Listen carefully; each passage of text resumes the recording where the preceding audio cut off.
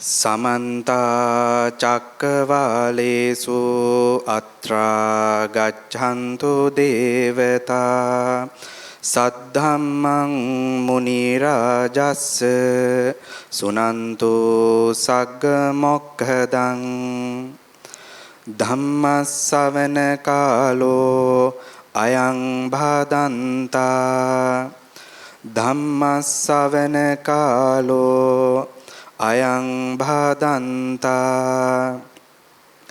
धम्मश्रवण कालो अयं भदन्ता नमो तस्से भगवतो अरहतो सम्मा सम्बुद्धस्से नमो तस्से भगवतो अरहतो सम्मा सम्बुद्धस्से नमो तस्से भगवतो अरहतो सम्मा सम्बुद्धस्से एवमेव को भिक्खवे सन्ति अधिचित्त मनुयुक्तस्य भिक्खुनो ओलारिका उपक्किलेसा तस्मिन् पहीने तस्मिन् व्यन्ति कते सन्ति अधिचित्त मनुयुक्तस्य भिक्खुनो मञ्जिम सहगता उपक्किलेसा तस्मिन् पहीने तस्मिन् व्यन्ति कते सन्ति अधिचित्त मनुयुक्तस्य भिक्खुनो सुकुम सहगता उपक्किलेसा तस्मिन् पहीने तस्मिन् व्यन्ति कते अथा परं धम्म वितक्कावसिස්සन्ति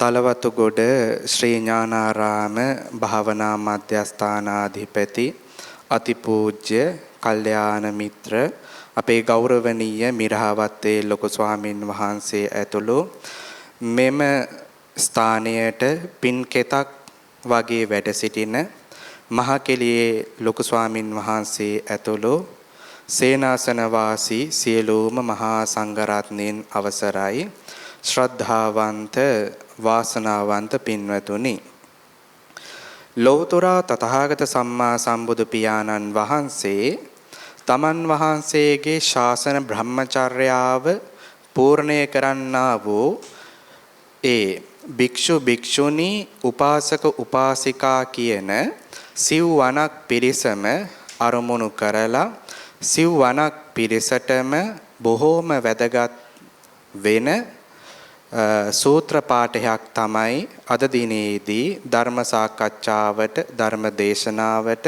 මාතෘකා වශයෙන් තබා ගන්නට යෙදුනේ.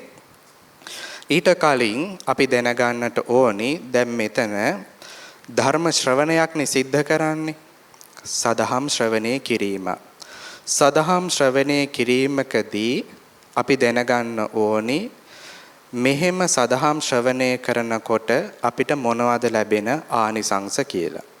අපි ආනිසංස දැනගෙන සදහම් ශ්‍රවණය කරොත් තමයි අපිට මේ දේශනාවක සදහම් ශ්‍රවණයක උපරිම ඵල ප්‍රයෝජන ලබා ගන්නට පුළුවන් වෙන්නේ ලබා ගන්නට හිත නැමෙන්නේ.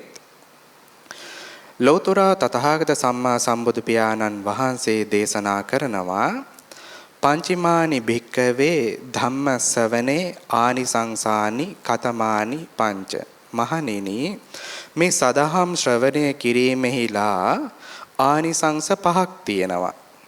කතමානි පංච මොනවද ඒ පහ? පළවෙනි කාරණේ විදිහට දේශනා කරන්නේ අසුතං සුනාති.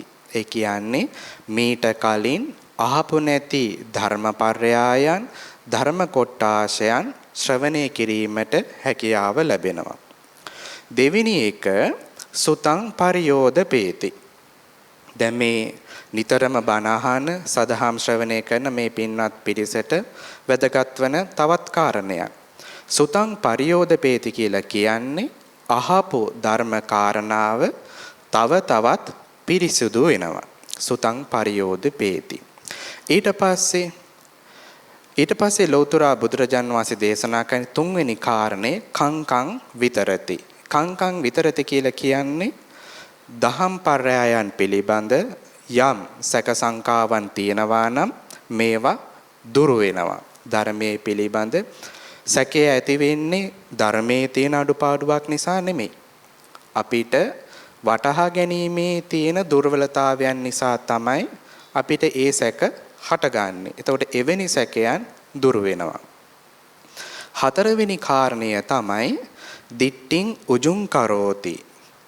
දෘෂ්ටිය ඍජු කරනවා.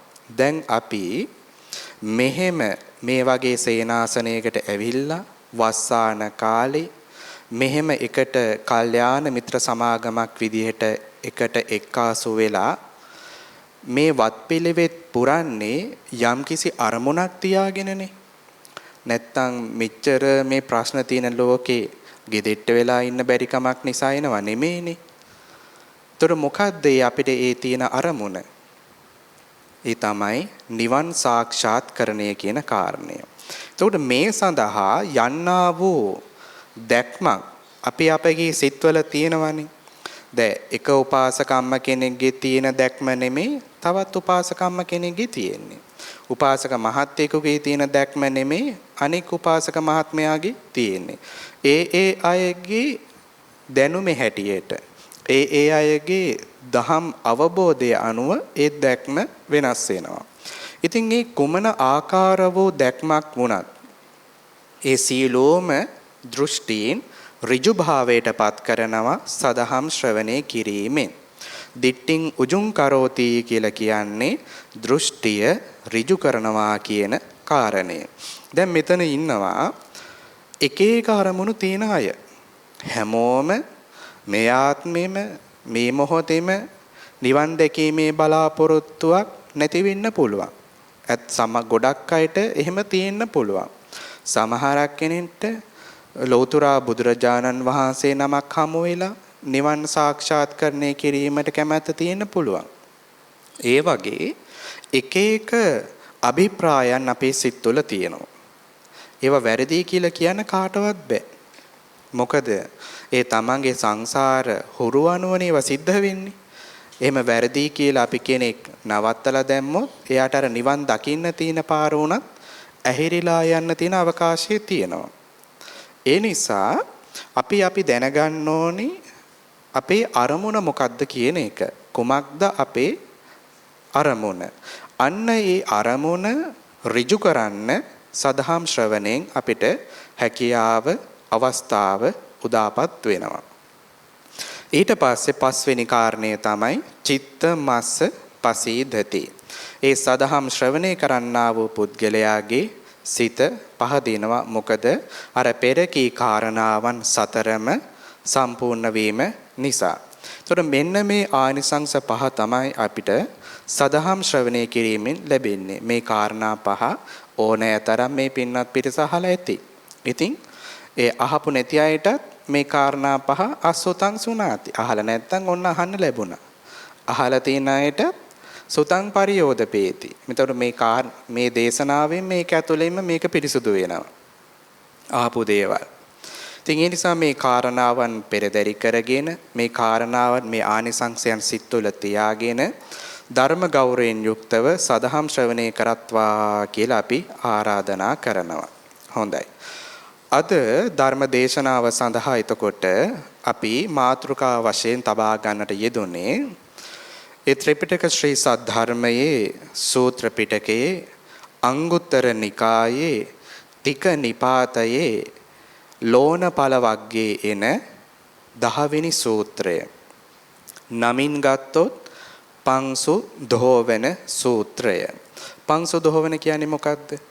පංසු දෝවන කියලා කියන්නේ පස් හොදනවා කියන එක. එතකොට මේ සූත්‍රය පස් සේදීම අරබයා දේශනා කරපු සූත්‍රයක් නිසා තමයි පංසු දෝවන සූත්‍රය කියලා හඳුන්වන්නේ.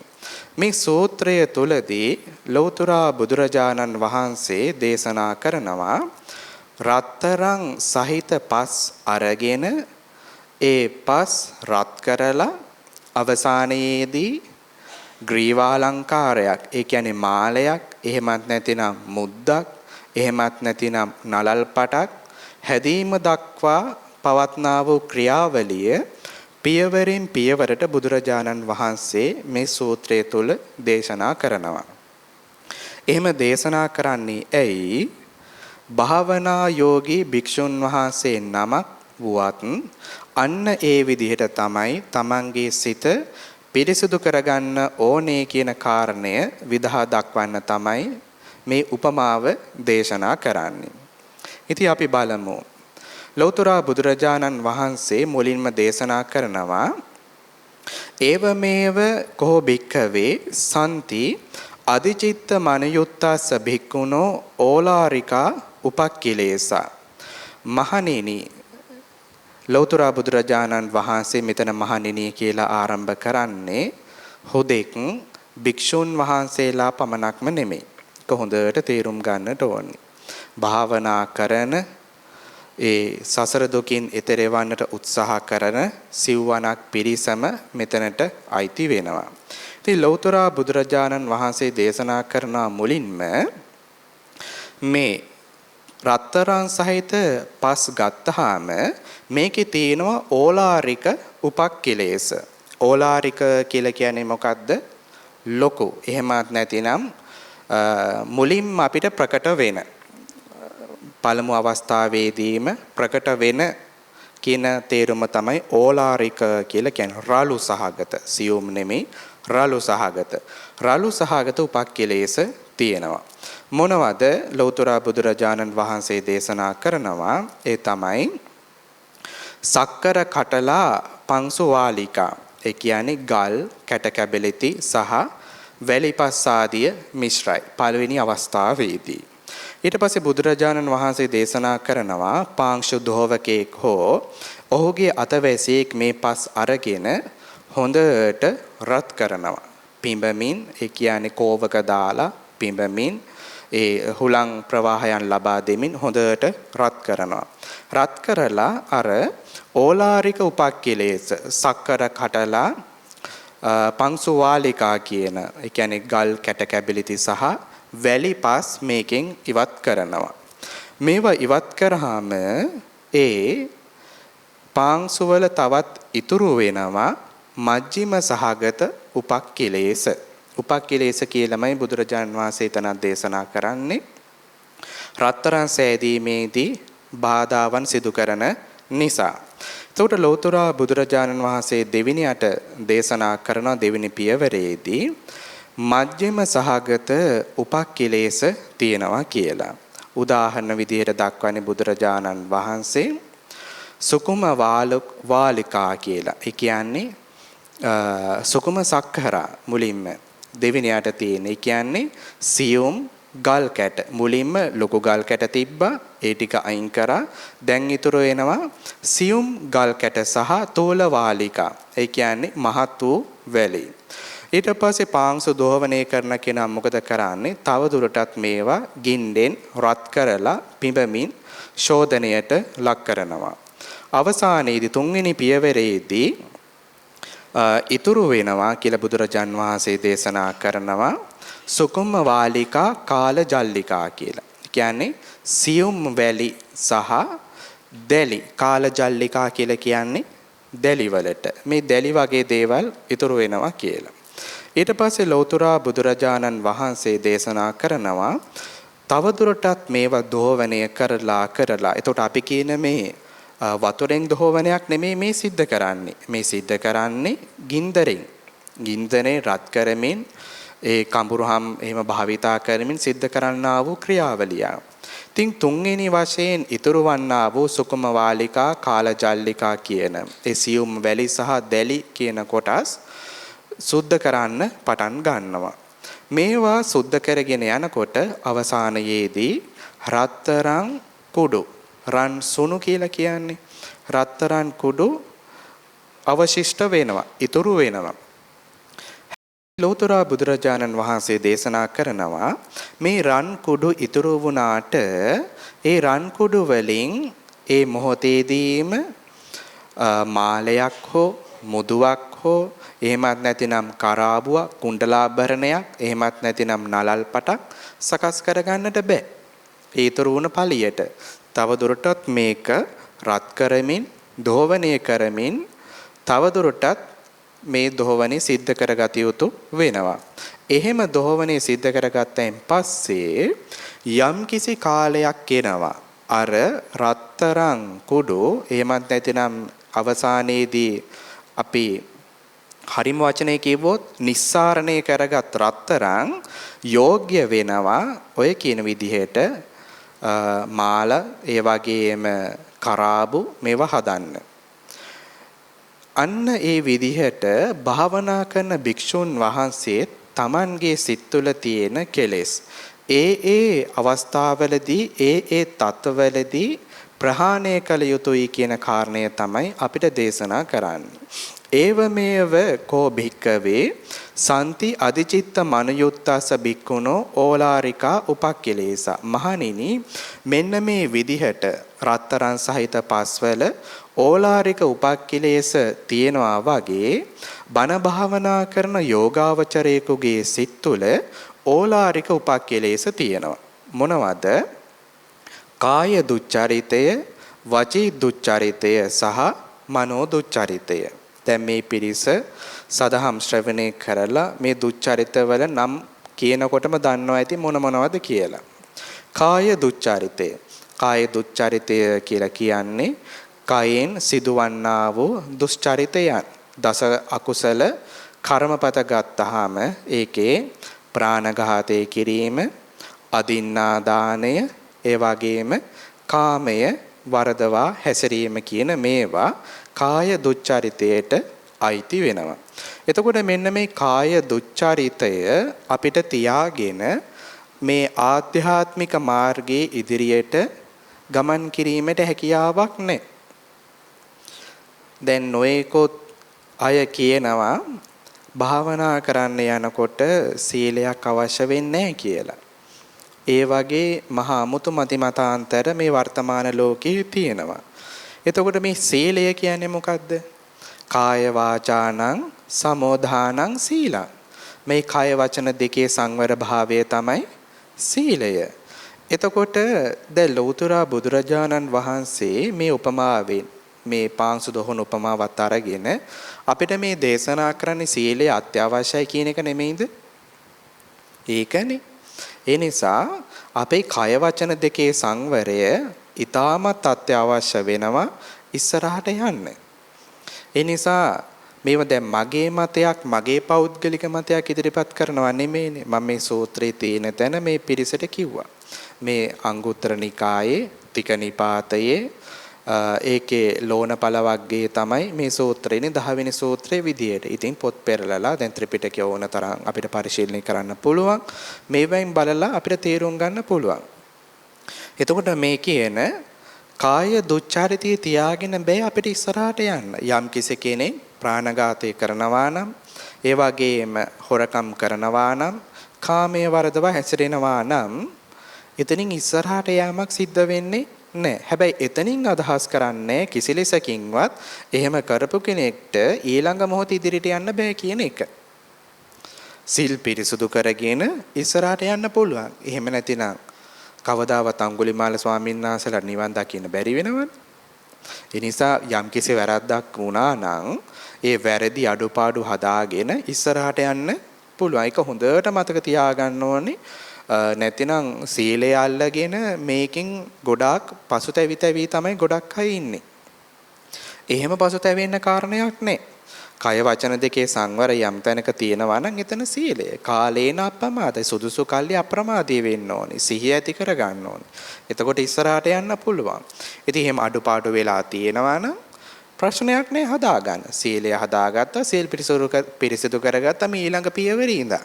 මෙච්චරෙල් අපි වැරද්දක් කර හිටියා කියන්නකෝ. මේ ඊළඟ පියවරේ ඉඳන් නැවත නිවැරදි වෙනවා. නිවැරදි වෙලා ඉස්සරහට යනවා. ඊට පස්සේ අපිට දෙන දෙවෙනි උපක්ඛිලේසේ වචී දුච්චරිතය. වචී දුච්චරිතය කියලා කිව්වේ මුසාවාදය. ඊට පස්සේ පිසුනා වාචා, පරුසා වාචා, සම්පප්පලාපා කියන මේ හතර. බොරු කීම, හිස් වචන කීම, මේ පරුස වචන කීම, ඒ වගේම හිස් වචන කීම, කේලම් කීම, පිසුනා වාචා, කේලම් කියන කාරණේ. එතකොට මෙන්න මේවා අපි වැඩිදුර විස්තර කරන්න යන්නේ නිතරම දහම් ශ්‍රවණය කරලා මේව අහලා තියෙන හින්දා අපි කෙටියෙන් තමයි විස්තරය දෙන්නේ. එතකොට මේවෙන් අපි වැළකීලා තියෙන්න ඕනේ. ඊට පස්සේ අපිට අපේ භාවනා ගමනේ යනකොට ආධ්‍යාත්මික ජීවිතයේ තියෙන ඒ අනික් ඕලාරික උපක්ඛිලේශය, ඕලාරික කියලා කිව්වේ රළු, ප්‍රකට, ලොකුවට පේන, බැලූ බැල්මට පේන උපක්ඛිලේශය, මනෝ දුච්චරිතය. දැන් මනෝ දුච්චරිත වගේ එකක් ඕලාරිකයි තමයි. හැබැයි ඇහැට නම් කනට නම් පේන්නේ. මනෝ දුච්චරිතේට මොනවද අයිති වෙන්නේ? අවිජ්ජා, ව්‍යාපාද, මිච්ඡා දිට්ඨි. අවිද්‍යාව නෙමෙයි අභිජ්ජා. අභිජ්ජා කියලා කියන්නේ අභිද්‍යාව කියන එක. එතකොට අවිද්‍යාව වෙන එකක්, අභිද්‍යාව තව එකක්. අවිද්‍යාව කියන්නේ මෝහය, අභිද්‍යාව කියලා කියන්නේ දැඩි ලෝභය. හරියට හරි. දැඩි ලෝභය. ඒ කියන්නේ අන් අයගේ වස්තුන් කෙරෙහි අපේ සිත් තුළ පහළවන්නා වූ දැඩි ලෝභය. ව්‍යාපාද. ව්‍යාපාද කියලා කියන්නේ තරහව, දැඩි ද්වේෂය කියන එක. ඊට පස්සේ මිච්ඡා දිට්ඨි. අඩුම ගානේ කම්මස්සගත ඥාණයෙන්වත් තොර වීම. ඒ කියන්නේ කර්මය සහ කර්මඵල විශ්වාස කිරීමේ නුවණින්වත් තොරයි නම් අන්න මිච්ඡා දිට්ඨියට අහු වෙනවා. එතකොට මේ තමයි ඕලාරික උපක්ඛිලේශ. අපේ හිත තුළ තියෙන බණ භාවනා කරන ඕනෑම යෝගාවචරයේ සිත තුළ හටගන්න. ඉතින් ලෞතර බුදුරජාණන් වහන්සේ දේශනා කරන සචේතසෝ දබ්බ ජාතිකෝ බික්කෝ. ඒ කියන්නේ චිත්ත සම්පන්න. චිත්ත සම්පන්න කියලා කියන්නේ හිතක් තියෙනවා කියන එකද? ඒකම නෙමෙයි. චිත්ත සම්පන්න කියන්නේ මේ කෙලෙස් දුරු කරන අදහසින් යුක්ත, චිත්තාදිෂ්ඨානයෙන් යුක්ත. ඒ කියන්නේ අවංකව කැප වෙලා භාවනා කරන යෝගාවචරයක්. දබ්බ ජාතික කියන්නේ දබ්බ ජාතික කියලා කියන්නේ පඬිත ස්වභාවයේ ඇති. ඒ කියන්නේ නුවණැති. කෙලෙස් තවන වීරයෙන් යුක්ත, ඒ සඳහා යොමු වූ සිත ඇති, ඒ වගේම නුවණැති භික්ෂුව මෙන්න මේ ඕලාරික උපක්ඛිලේශ ප්‍රහාණය කරන්න පටන් ගන්නවා. ප්‍රහාණය කරනවා කියලා කියන්නේ මේ උපක්ඛිලේශයන් ක්‍රියාත්මක වෙන්න ඉඩ දෙන්නේ නැහැ. කය සංවර කරගන්නවා, වචනය සංවර කරගන්නවා, මනස සංවර කරගන්නවා. එතකොට යාගේ කාය දුස්චරිතයත්, වචී දුස්චරිතයත්, මනෝ දුස්චරිතයත් නතර වෙනවා. ඊට පස්සේ බුදුරජාණන් වහන්සේ දේශනා කරනවා එහෙම ඕලාරික උපක්ඛිලේශ නතර කරගත්තා වූ භික්ෂුවට සන්ති අධිචිත්ත මනයුත්තස්ස භික්ඛුනෝ මජ්ක්‍ධිම සහගතා උපක්ඛිලේශා. අන්න ඒ භික්ෂුවට මජ්ක්‍ධිම සහගත උපක්ඛිලේශයන් තියෙනවා. දැන් අර ලොකු ගල් කැට කැබලිති වගේ ඒවා ඉවරයි. හැබැයි දැන් මධ්‍යම ප්‍රමාණයේ උපක්ඛිලේශ ටිකක් එයාගේ සිත් තුළ වැඩ කරන්න පටන් ගන්නවා. මොනවද ලෞතර බුදුරජාණන් වහන්සේ දේශනා කරන්නේ? ඒ මධ්‍යම සහගත උපක්ඛිලේශ විදිහට කාම විතක්ක, ව්‍යාපාද විතක්ක, විහිංසා විතක්ක කියන මේ විතර්ක වර්ග තුන. දැන් අපි බණ භාවනා කරනකොට මේවා එනවා. අනිවාර්යයෙන්ම Tamanගේ සිත්වල මේවා හට ගන්න පටන් ගන්නවා. කාම විතරකයන් එන්න පටන් ගන්නවා. ව්‍යාපාද විතරකයන් එන්න පටන් ගන්නවා. ඒ වගේම විහිංසා විතරකයන් එන්න පටන් ගන්නවා. දැන් අපි මේ ලස්සනට බෝපැල වගේ වාඩි වෙලා හිටියට භාවනා කරනකොට තමයි බලා ගන්න ඕනේ. මේක විශාල යුද්ධයක්. අමුම යුද්ධයක්. එතකොට අපි නොහිතන කෙලෙස් එන්න පටන් ගන්නවා. ඒක භාවනා කරලා තියෙන අයට අත්දැකීම් වශයෙන් තේරුම් ගන්නත් පුළුවන්. කෙලවරක් නැහැ. මේ කියන්නේ මේ ජීවිතේ මොනම හේතුවක් නිසාවත් නොහිතපු මහා කෙලෙස් කඳවල් එන්න පටන් ගන්නවා. හරියට අර ලොකු විශාල වතුර ටැංකියක වෑල් එක කඩලා දැම්මා වගේ. රැයට නිින්ද යන්නේ නැහැ. එක් වාරයට මෙයා මට මෙහෙම කළා මේ ඕකට මෙහෙමයි හම්බුනොත් ආපහු මං කරන්නම් කියලා හොගාලා විතර්ක එන්න පටන් ගන්න පරිගැනීමේ චේතනාවක් මේක හැටි. එතකොට යම් කිසි කෙනෙක් ඒ අවස්ථාවේදී කලබල වුණොත් ඒ කියන්නේ චංචල වෙලා භාවනාව නතර කරලා දැම්මොත් මොකද වෙන්නේ? එයාට ඉස්සරහට යන්න බැරි වෙනවා. දැන් බලන්න සතර සතිපට්ඨාන සූත්‍රය පවා ගත්තාම ලෞතර බුදුරජාණන් වහන්සේ චිත්තානුපස්සනාව තුළදී සරාගං වා චිත්තං සරාගං චිත්තන්ති පජානාති. විතරාගං වා චිත්තං විතරාගං චිත්තන්ති පජානාති. රාග සහිත සිත ලෙසට දැනගන්නවා. රාග රහිත සිත බවට දැනගන්නවා. එතකොට බුදුරජාණන් වහන්සේ දේශනා කළද මහණෙනි රාග සහිත සිතක් නම් හිතන්න එපා. ඔක කොහොම හරි පාගලා දාන්න. ඕකට නම් එන්න දෙන්න එපා කියලා එහෙම දේශනා කරාද? නැහැ. එතන දේශනා කළේම ඒක දැනගන්න පජානාති කියන කාරණය. සරාගං වා චිත්තං සරාගං චිත්තන්ති පජානාති කියන්නේ රාග සහිත සිතක් බවට දැන ගැනීමම ප්‍රමාණවත්.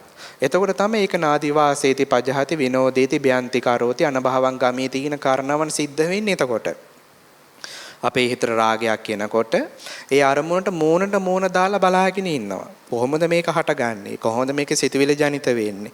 ඒත් එකම හට ගන්නා සංවේදනාවන් මොනවද?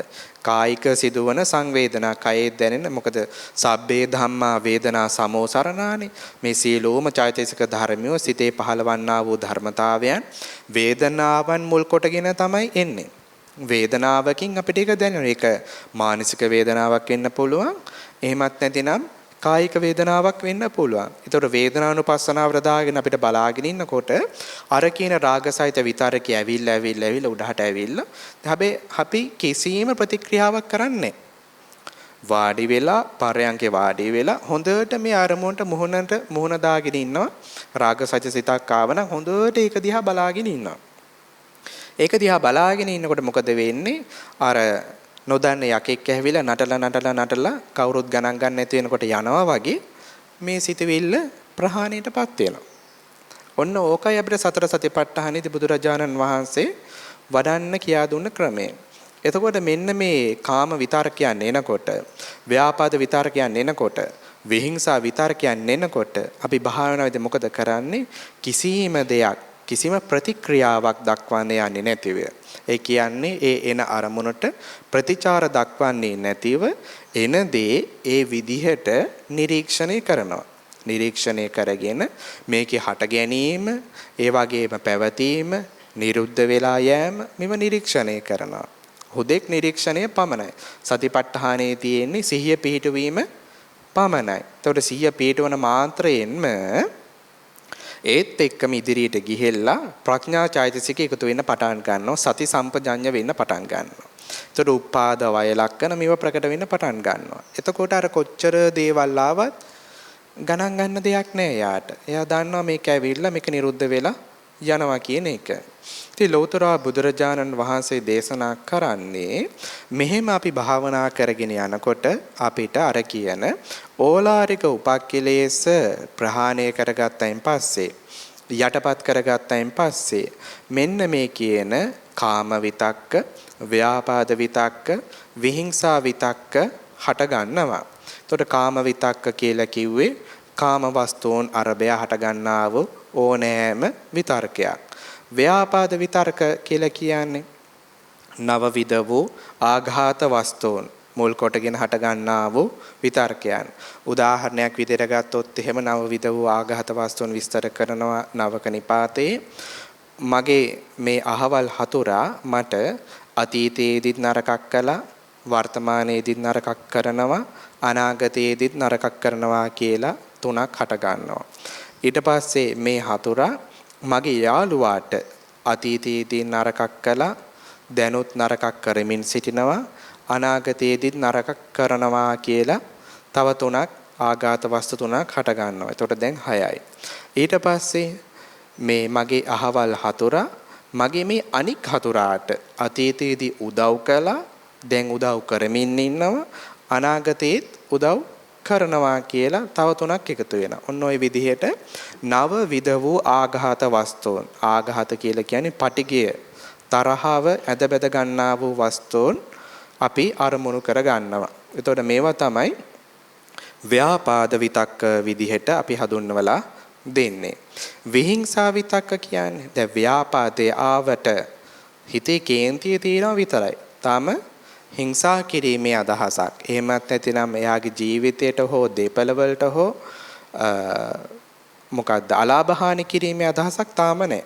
එතකොට එහෙම අලාභහානි කිරීම වශයෙන්, හිංසා කිරීම වශයෙන්, ප්‍රාණහර වශයෙන්, එහෙමත් නැතිනම් එයාගේ දේපල හානි වශයෙන් යම්කිසි විතර්කයන් හට ගන්නවා නම් ඔන්න විහිංසා විතර්කයන් ටික පහළ වෙනවා. එතකොට මේවා මොනවද එහෙමනම් මජ්ජිම සහගත උපක්ඛිලේශ. මේවා හොඳට මේ තේරුම් ගන්න ඕනේ. මොකද භාවනාවේදී මේවා එනවා. කවුරු කොහොම කිව්වත් මේක හරහා තමයි අපිට ගොඩ යන්න තියෙන්නේ. ඉතින් ඒකනේ බුදුරජාණන් වහන්සේ මේවා දේශනා කරලා තියෙන්නේ. මේවා දැනගෙන අහලා අර කලින්ම අපි කියන්නේ ආයුධ කට්ටලේ. ආයුධ කට්ටලේ හදාගෙන ඉන්න ඕනේ. නැත්තම් යුද පිටියට ගිහලා මේ මොකද්ද මේක කඩුව මේක කොහොමද පාවිච්චි කරන්නේ? එහෙම කරන්න බෑනේ. යුද පිටියට ගියාම තියෙන්න ඕනේ කඩුව ගත්තාම ඒකෙන් ගන්නවා, තෝමරේ අරගත්තාම ඒකෙන් සටන් කරනවා. ඒකත් බැරි වුණායින් පස්සේ වෙන චක්‍රායුධය ගන්නවා, ඒකිනුත් ගහනවා. එහෙමත් බැරි වුණායින් පස්සේ දුන්නයි තලයේ ගන්නවා, ඒකිනුත් ගහනවා. ඉතින් එහෙම ගහන්න නම් මේ වගේ සදහම් ශ්‍රවණය කරලා මේවා පුරුදු පුහුණු වෙලා තියෙන්න ඕන. යුද පිටිය කියන්නේ භාවනාව. ඊට කලින් මේ සිද්ධ කරන්නා වූ සදහම් ශ්‍රවණය එහෙම තමයි ඊට කලින් සිද්ධ කරන්න පුහුණුව. ඒතර මේවා දැනගෙන අපි යුද පිටියට බැස්සොත් ඉස්සරහට යන්න පුළුවන්.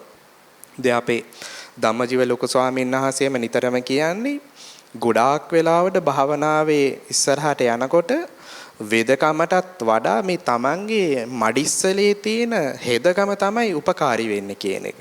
වෛද්‍යවරු ඉන්නවා, කමඨහන් ආචාර්යයන් වහන්සේලා ඉන්නවා, මහා කම්මඨහන ආචාර්යයන් වහන්සේලා ඉන්නවා. ඒ අභිඥා තියෙන ඒ උසස් ස්වාමීන් වහන්සේලා ඉන්නවා. වෙයි උන්වහන්සේලා හිටියට අපි යනකොට අපිනේ භාවනා කරන්නේ. උන්වහන්සේලා නෙමෙයිනේ. උන්වහන්සේලාට බෑනේ අපි වෙනුවෙන් භාවනා කරන්න. එතකොට අපි භාවනා කරනකොට අපි මේවා අහලා මෙහෙම තැනක් කියනවා. එතකොට මම මෙහෙමයි ඉන්න ඕනි කියන ඒවා අපි හිතේ තියාගෙන ඉන්න ඕනි. මඩිස්සලේ තියාගෙන ඉන්න ඕනි. එතකොට ඒ අවශ්‍ය කාරණේ ආවා මඩිස්සලේ ඇරියා ඕන දෙයක් ගත්තා ගියා.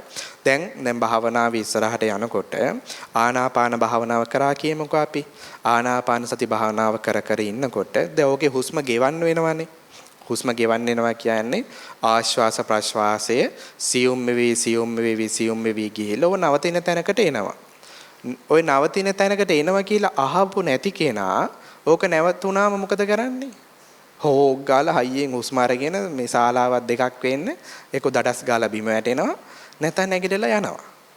ඒ දන්නේ නැතිකම. දන්න කෙනා මොකද කරන්නේ? හරි දැන් මේක හුස්ම නැති වුණා කියලා මම මැරෙන්නේ නැහනේ. තාම මම පණ පිටින්නේ. මට දැන් මගේ ශරීරය දැනෙනවානේ. මෙහෙම එයා කල්පනා කරලා එයා අකම්පිතව ඉන්නවා එතන. එහෙම තමයි ඉස්සරහට යන්න තියෙන්නේ. එතකොට එයා නැගිටලා ගියොත් මොකද වෙන්නේ? දැන් අපි විසුද්ධි මාර්ගයේ හැම ආනාපාන කතාවේදී දේශනා කරනවා විස්තර කරන බුද්ධඝෝෂ ආචාර්යින් වහන්සේ දැන් හුස්ම ගෙවන්න වෙලා ගියාම නොදැනෙන තැනක් එනවා. ඒ කියන්නේ හුස්ම යනවද කියලා දන්නෙත් නැහැ. එනවද කියලා දන්නෙත් නැහැ. පණ පිටින්ද කියලා දන්නෙත් නැහැ. මොකද්දෝ තැනකට යනවා. එතෙන්ට ගියයින් පස්සේ ආපහු පත් කඩේ ගසලා දාලා නැගිටින්න එපා කියනවා. එහෙම නැගිටින්න නැතිව අර අපි මුලින්ම හුස්ම වැඩිච්ච තැන තියෙන්නේ ආනාපාන නිමිත්ත. දැන් අපේ වම් නාස්පුඩියෙන් වැදුනා නම් එයාගේ එතන. දකුණු නාස්පුඩියෙන් හුස්ම ඇතුල් වෙච්ච කෙනාගේ එතන. නාස්පුඩු දෙකෙන්ම හුස්ම ඇතුල් වෙන දැනිච්ච කෙනාගේ නම් එතන. එතන සිහිය පවත්වාගෙන ඉන්න කියන තවදුරටත් ඉන්නකොට මේක ප්‍රකට වෙන්න පටන් ගන්නවා. ඉතින් ඒක අහපු නැති කෙනා අර වගේ තැනකට ගියොත් මොකද වෙන්නේ? අර විසුද්ධි මාර්ගයේ තියෙන විදිහටම අනේ මට නම් භාවනාව හරියන්නේ නැහැ කියලා පත් කඩේ දමලා ගහලා නැගිටලා යනවා යන්නේ. ආපහු ඉන්නේ. ඒ නිසා මෙන්න මේවා අපි හොඳට අහගෙන මේ අපේ හිතේ තැන්පත් කර ගන්නට ඕනේ. කියන්නේ අපි කියන්නේ මල්ල පුරව ගන්නවා කියලා. මේක පුරවගෙන යන්න නැතේ. තෙන්ට ගිහලා මොනවද කරන්නද ඊට පස්සේ? මාගදී ඔක්කොම ගියයින් පස්සේ. ඒ හින්දා මේ කාරණාවන් හොඳට දැනගෙන තියාගන්න. එතකොට අපි භාවනාවේදී අර කියන ඕලාරක උපක්ඛිලේශ ප්‍රහාණය වුණායින් පස්සේ අපිට මජ්ක්‍ධිම සහගත උපක්ඛිලේශ එනවා. මේ මජ්ක්‍ධිම සහගත උපක්ඛිලේශ කියන්නේ මොනවද? කාම, ව්‍යාපාද, විහිංසා, විතක්ක. තස්මින් පහේනේ තස්මින් ව්‍යන්ති කතේ. මේවත් ප්‍රහීන වූ කල්හි මේවත් ව්‍යන්ති කත කියන්නේ දුරු කළ කල්හි ඊට පස්සේ ඊතර වෙන සන්ති අධිචිත්ත මනුයුත්තස්ස බික්කොනෝ සුකුම සහගතා උපක්ඛිලේසා. සියුම් සහගත උපක්ඛිලේශ මෙයාගේ චිත්තසංතාන තුළ රැඳිලා තියෙනවා. ඒතකොට අලුතින් හට ගන්නවා නෙමෙයි මේ රැඳිලා තියෙන. දැන් අපි රත්තරන් සහිත පස් සෝදනකොටත් අලුතෙන් ආපු දෙයක් නෙමෙයිනේ තිබ්බේ. මුලින්ම තිබ්බේ කැට කැබලිති. ඒවා එකේ තිබ්බ මේවානේ. පිටින් ආවේ මොනවත් නැහැ. එතකොට කැට කැබලිති ටික අයින් කරා. ඊට පස්සේ ලොකු වැලි ටික අයින් කරා. ඊට පස්සේ සියුම් වැලි ටික තමයි අයින් කරි දැලිත් එක්ක. ආන් ඒ වගේ තමයි අපි හිත තුළ මේවා ස්වභාවයෙන්ම තියෙනවා. මේ ටික නැත්නම් ඉතින් තාම සංසාරයයි අයියේ. ඕවා තියෙන හින්දා නේ යන්නේ. ඒ හින්දා කිසිම කෙනෙක් සැකයක් ඇති කරගන්න එපා. කුට්ටි ගණන් තියෙනවා හැමෝගෙම. ඔව කොහොමද එළියට දාන්න වෙනවා කාලයකදී. කවදා හරි නිවන් දකින්නවා නම් මේක තමයි යන්න තියෙන පාර. සදහම් ශ්‍රවණය කළ නිවන් දැක්කත් යෝනිසෝ මනසිකාරයත් පරතෝഘോഷ ප්‍රත්‍යයත් එක්ක අනිවාර්ය යෝනිසෝ මනසිකාරය එතන තියෙනවා. ඉතින් භාවනාව වෙන මොකක්වත් නෙමෙයි. මොන පාරෙන් ගියත් මේ ටික සුද්ධ කරගන්න වෙනවා. එතකොට සියුම් සහගත උපක්ඛිලේශ විදිහට මොනවද ලෞතර බුදුරජාණන් වහන්සේ දේශනා කරන්නේ? එතනදී භාග්‍යවතුන් වහන්සේ දේශනා කරනවා ඥාති විතක්ක, ජනපද විතක්ක, අනවඤ්ඤත්ති පටිසඤ්ඤුත්ත විතක්ක කියන ඒවා. ඥාති විතර්ක, ඒ වගේම ජනපද විතර්ක, අනවඤ්ඤත්ති පටිසඤ්ඤුත්ත විතක්ක. ටිකක් බරපතලත් ඇති. ඥාති විතක්ක නම් අපි දන්නවානේ. දැන් භාවනා කර කර ඉන්නකොට ඔක හැමෝටම ගොඩක් අයට වගේ වෙන දෙයක්. භාවනා කර කර ඉන්නකොට එක පාට මතක් වෙන හොනේ මගේ මේ අහවලාටත් මේ භාවනාවට ආවන. මගේ මහත්තයාත් භාවනා කරගන්න ආවන. මගේ පුතත් භාවනා කරගන්න ආවන. මගේ අම්මත් භාවනා කරගන්න ආවන. නැත්නම් මගේ මහත්තයාට හෝ ස්වාමි පුරුෂයා හිමත් නැතිනම් ඒ භාර්යාව ඕනෑම කෙනෙක් අරමුණු කරගෙන මට මෙයාටත් මේක දී ගන්න තිබ්බනම් කියලා ඔන්න එනවා මහා කරුණාව. මහා කරුණාව එක පාට ඇති වෙන්න පටන් ගන්න මගේ හවලාට මේ පුද්ගලයාට මේ ඥාතියට මේ කට්ටියට කියලා එන්න පටන් ගන්නවා. ඊට පස්සේ තින් භාවනාවක් නැහැ. ඊට පස්සේ පාරයන්කේ වාඩි වෙලා එයා මෙහින ගෙදෙට්ට ආවහම මම මෙහෙම එක්කන් යනවා. මෙයා මෙහෙම වැඩසටහනට සහභාගී කරවනවා. මෙයත් එක මාත් භාවනා කරන උදේටත් භාවනා කරන හවසටත් භාවනා කරන ඔන්න ඊට පස්සේ භාවනාව ඔහමයි යන්නේ. ඕක එනවා. එන්නේ නැතිව නෙමෙයි. ඥාති විතර්ක කියන එක සියුම් සහගත. ඒකනේ අපිට තෝරගන්න අමාරු. සුකුම සහගත උපක්ඛිලේශයක් ඕක. ඔව සමහරක් ඕනතරම් මේට අත්දැකීමුත් ඇති. හොඳ භාවනා මධ්‍යස්ථානයකට ගිහිල්ලා හොඳට හිත ඒකාග්‍ර වෙනකොට අනේ මගේ අහවලවත් ගෙන්න ගන්න තිබ්බනම් මෙයාව ගෙන්න ගන්න තිබ්බනම් මෙයාව ගෙන්න ගන්න තිබ්බනම් කියලා මහා කරුණාව ඇති වෙලා ඊට පස්සේ එතනින් ඉවරයි භාවනාව. එතනින් එහාට භාවනාවක් නැහැ ඊට පස්සේ. ඔන්නෝම වෙනවා. දැන් එතකොට ඕක වෙන බව අපි දැනගත්තා නම් දැන් අපි මේ මොහොතේ දැනගත්තානේ. මෙහෙම දැනගත්තාම අපිට එතෙන්ට ගියාම මේක මග හරව ගන්න පුළුවන්. ඒකයි මේ සදහම් ශ්‍රවණයේ තියෙන වැදගත්කම. ඒකයි මේ දේශකයන් වහන්සේලා ධර්මයේ දේශනා කරන්නේ. මේවා අහගෙන තමන්ගේ අර අද්භේත් මල්ල හෙදකම මේවා සම්පූර්ණ කර ගන්න ඕන. මඩිස්සලේ පුරව ගන්න ඕන. ඊට පස්සේ එතෙන්ට ගියාම මේ අවස්ථාවට ආවම මෙහෙම එකක් අර ස්වාමීන් වහන්සේ මේ විදිහට කිව්වා. දැන් අපි සූත්‍ර පිටකේ ආරම් පොතක් බැලුවන සූත්‍ර පිටකේ මේ අහවල් තැන මේ කාරණේ මෙහෙම තියෙනවා. එතකොට මේක මට තියෙන උපක්ඛිලේශයක් කියලා එයා ඒක යටවත් කරගෙන ඉස්සරහට යනවා. ඊට පස්සේ දෙවෙනි කාරණේ දෙවෙනි මේ සුකුම සහගත උපක්ඛිලේශය ජනපද විතක්ක. ජනපද විතක්ක කියලා කියන්නේ ඔය දැන් අපිට තියෙන විතර්කේ. තෙල් නැහැ. ගෑස් නැහැ. ඔය ජනපද විතර්ක. මේ අහවල් රට නම් බොහොම හොඳයි. මේ ප්‍රදේශය නම් බොහොම හොඳයි. මෙහෙනම් හරියන්නේ මෙහි මොනවත් හැදෙන්නෙත් නැහැ. දැන් චීනෙන් බඩු වෙන්නෙත් නැහැ. ඕවා කල්පනා කර කර ඉන්න ඕන ජනපද විතක්ක. දැන් ඇත්තට මේ කාලේ බොහොම හොඳයි මේ දේශනාවටත් ගැලපෙන කාලයක්. නැත්නම් ඕක තේරෙන්නේ නැහැනේ කලින් කිව්වට. දැන් මීට මාස 3කට විතර කලින් මේක කිව්වනම් ඔක තේරෙයිද? මේක තේරෙන්නේ නැහැ. ඒක තේරෙන්න මෙහෙම එකක් වෙන්න ඕනේ. දැන් ඇවිල්ලා තියෙනවනේ. දැන් යකා ඉස්සරහට ඇවිල්ලා තියෙනවා. ඉතින් යකා ගැන කිව්වම තේරෙනවා. නැත්තම් නොදන්න යකෙක් ගැන කිව්වට වැඩක් නැහැනේ. ඉතින් ඒතො ජනපද විතර්ක කියන්නේ මොකද්ද? මේ ඒතො අපේ රට ගැන හරි. නේ එහෙම නැත්නම් වෙන පිට රටක් ගැන හරි හිතමින් ඒ කල්පනා කරගෙන අපේ රටේ නම් මේක හරියන්නේ, මේක ඉඳලා හරියන්නේ, මේ පවුලම අයින් කරන්න ඕනි, 225ම ඉවර කරන්න ඕනි. ඔන්න ජනපද විතක්ක. ජනපද විතක්කත් විහිංසා ව්‍යාපාද කුට්ටි ගණන් එන්න පටන් ගන්නවා. ඉතින් කොහෙද භාවනාව? එතකොට අපි මේවා දැනගෙන තියෙනවා නම් මේවා අපිට අයින් කරගන්න පුළුවන්. එහෙම දැනගෙන හිටියේ නැත්තම් මොකද වෙන්නේ? යනවා ගෝල් ෆේස්. කෙලින්ම නැගිටලා. ඉන්නේ. ඔය ප්‍රශ්නේ එනවා. ඕනෑම කෙනෙක්ට මේක එනවා. ඉතින් මේවා අපි දැනගෙන ඉස්සරහට යන්න ඕනේ. එතකොට අද ඊයේ නෙමෙයිද ඔය දුර්භේක්ෂ කාලය ඇවිල්ලා තියෙන්නේ? බුද්ධ කාලය ඇවිල්ලා නැද්ද? භාග්‍යවතුන් වහන්සේගේ 12 වෙනි වස් කාලේ එහෙම ගත්තාම භාග්‍යවතුන් වහන්සේට යවහල් වල දාන්න පුළුවන් වුණා. ඉතින් භාග්‍යවතුන් වහන්සේත් යවහල් බෙදුණා. ඉතින් මෙතන පිරිත් කියලා හරියයිද අපි දැන්? බුදුගුණ සත්‍ය ක්‍රියා කරා කියලා හරියයිද? දැන් බුදුරජාණන් වහන්සේත් අර එහෙම මුහුණ දුන්නා නා. බුදුරජාණන් වහන්සේත් යවහල් වල දාන්න සිද්ධ වුණා නා. බුදුරජාණන් වහන්සේටත් දානේ වැරදුනා නා. දැන් අපි මේ මොකද්ද කරන්නේ? එතකොට අපි ඒ වගේ අනවශ්‍ය දේවල් කරලා දහම නෙමෙයිද අපේ හැල්ලු වෙන්නේ නේද? අනික් කටේ මොකද කියන්නේ? ඕන් සද්දවස පිරිත්ක ඔන්න විච්චි වැඩි. තීවේ බල නැති වෙනවා කියන්නේ බල තියෙනවා. නමුත් අර කියන විදිහට හැල්ලුවට ලක් වෙනවා. අපි තේරුම් ගන්න ඕනේ භාග්‍යවතුන් වහන්සේ චරිතය දිහා බැලුවාම භාග්‍යවතුන් වහන්සේ ඒ ත්‍රිපිටක ධර්මයේ දිහා බැලුවාම මේවට මොහොන දෙන ආකාරය දක්වලා තියෙනවානේ. බුදුරජාණන් වහන්සේත් එතනදී මොකද්ද කරේ? මහණෙනි සතිමත් වෙන්න. සිහිය උපදවා ගන්න. මේක සිහිය උපදවාගෙන යන්න තියෙන ගමන. ආනන්ද ස්වාමීන් වහන්සේ යන් කියලා කිව්වා. මුගලන් මහරහතන් වහන්සේ ඇවිල්ලා මේ කිව්වා මම මහ පොළොව මේ පෙරලලා රස පොළොව රස ධාතු අරන් දෙන්න එපා. මේකට මුහුණ දෙන්න කියන එක. ඉතින් මේ වගේ දේවල් සිද්ධ වෙලා තියෙනවා. එතකොට අපි භාවනා කරනකොට මේ වගේන ජනපද විතක්ක එහෙමනම් අපිට ඔය වගේ දේවල් කල්පනා කරලා මේ වගේ ධර්ම මානසිකාරයන් සිද්ධ කරලා යටපත් කරගන්න පුළුවන්. ඒකයි අපි මේ බණ අහන්නේ. ඒකයි මේ සදාම් දේශනාවන් පවත්වන්නේ. ඒකයි මේ වස් කාලය තුල මෙහෙම වැඩසටහන් සංවිධානය කරලා මේ ගමනක් යන්න උදව් උපකාර කරන්නේ. දිට්ඨින් උජුං කරෝති කියන්නේ ඒකනේ. නැත්තම් මේ ටික ඇහුවේ නැත්තම් අපේ දෘෂ්ටිය ඍජු වෙයිද? නේද? නැත්තම් අපිත් අර කියන විදිහටමනේ හිතාගෙන ඉන්නේ. එතකොට මේවා අහලා අපේ දැක්ම, අපි යන පාර, අපේ ගමන, අපේ අරමුණ ඍජු කර ගන්නට ඕනේ. ඊට පස්සේ තුන්වෙනි උපක්ඛිලේශ විදිහට බුදුරජාණන් වහන්සේ දේශනා කරන්නේ අනවඤ්ඤත්ති පටිසංයුත්ත විතක්ක. ඒක නම් ගොඩාක් අයටම එන එකක්.